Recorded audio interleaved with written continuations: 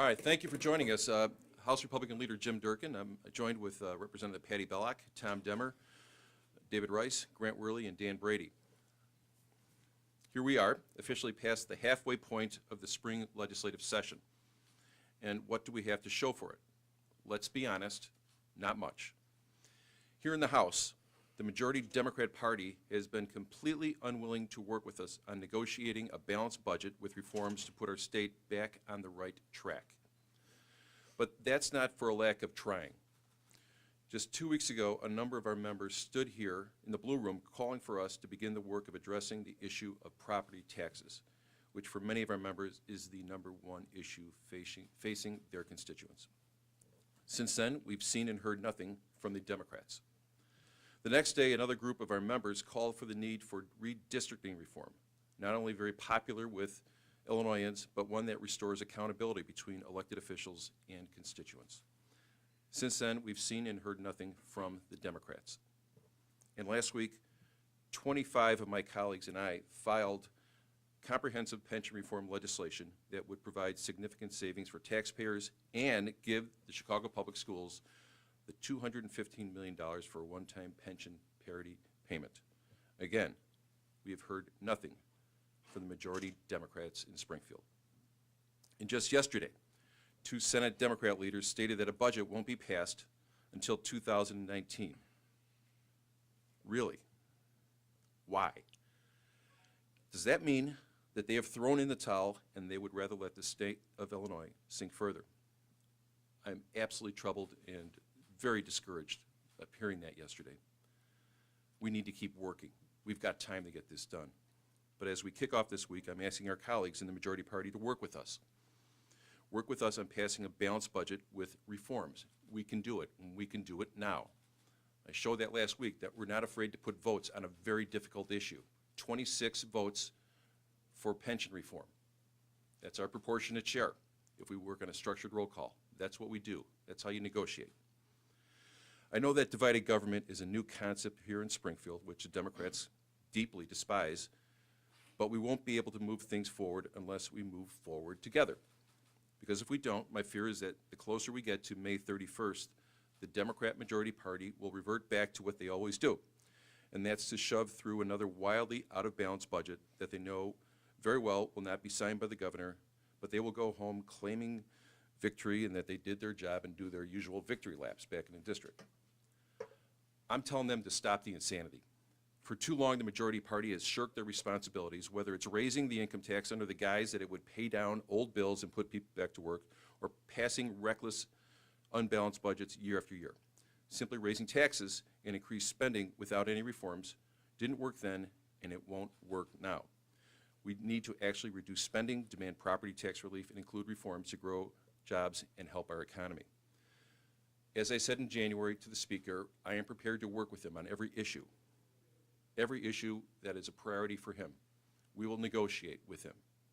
He does not have a supermajority, but he must respect the priorities of our side of the aisle. That's what adults do. They come together, they work out their differences, and they shake hands and move on. That's what I'm asking of the Speaker. Thank you. Halfway through and nothing to show for it. A few months ago, the leader of all of us in Illinois has it. Under the Constitution and under all state law, legislation starts in the chambers. The governor has been making proposals for the past 3 years about trying to put Illinois in a better place. But the fact is, the governor does not introduce legislation. The governor does not pass legislation. It's up to the Speaker to make a decision, the Speaker and the President to make a decision of whether they are going to work with this governor to advance an agenda that's going to make Illinois a better state. It's not the governor's fault. It's up to Democrats who have absolutely no desire to work with this governor. Put it on them. Well, in 2 years, Governor Rauner is going to be asking us for our vote. And what are Republicans to be able to say to give him another 4 years here? Republicans are going to say that we have been willing to work with the Democrats to fix the problems of this state, which we have been for the past, since Governor Rauner got elected.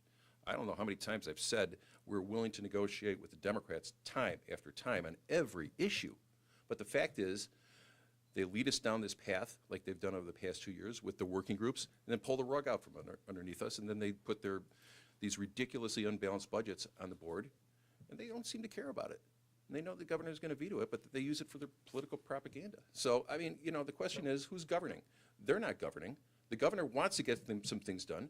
He's willing to acknowledge and accept their priorities as long as they accept our priorities and his priorities. The last one for me, if that's all right. Even if it's not all right, I go there.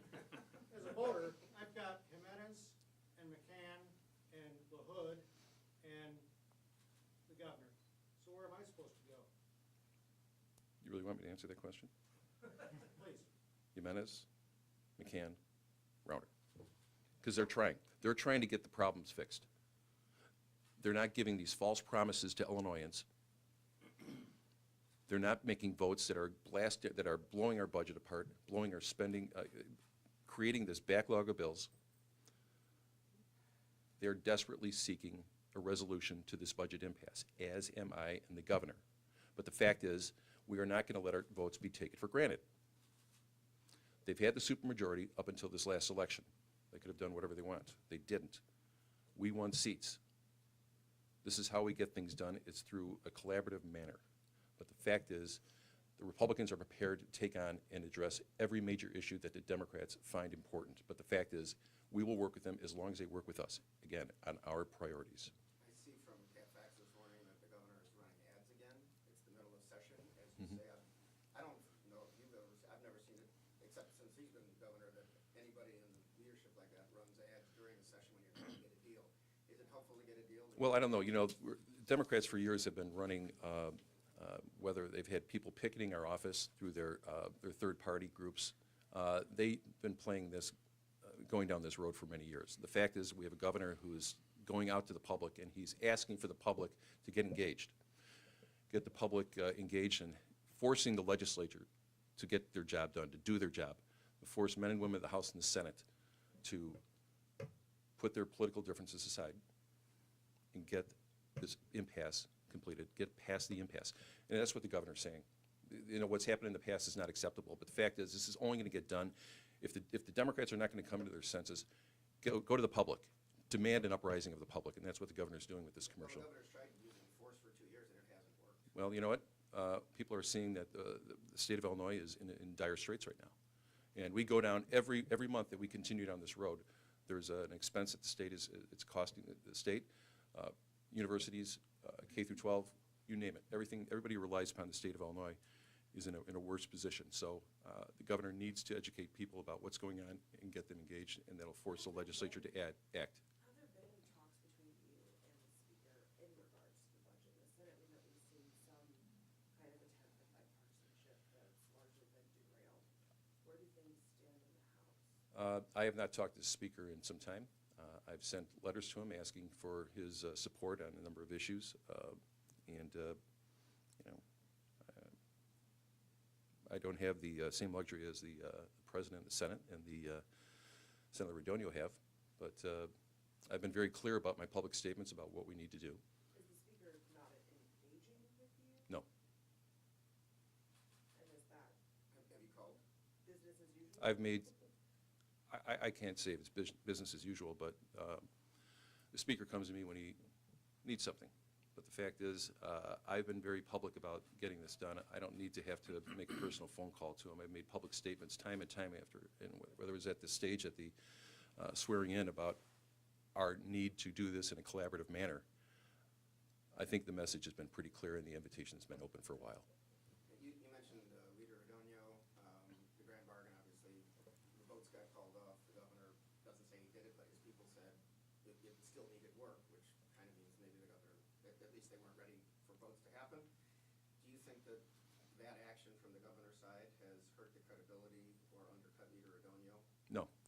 I think that everyone in this building, we want the best deal we can. And I encouraged the Senate last month to continue their work, but get the best deal that they can.